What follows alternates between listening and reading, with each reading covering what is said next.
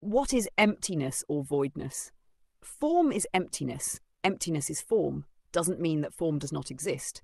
Rather, it is not intrinsically existent. It depends on and is designated based on other factors.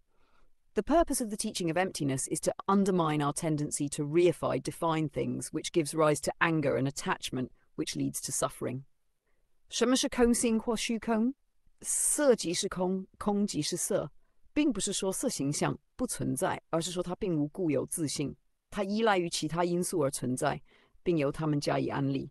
空性的教义旨在破除我们对事物实有的执着，这种执着会引发愤怒和执爱，从而导致痛苦。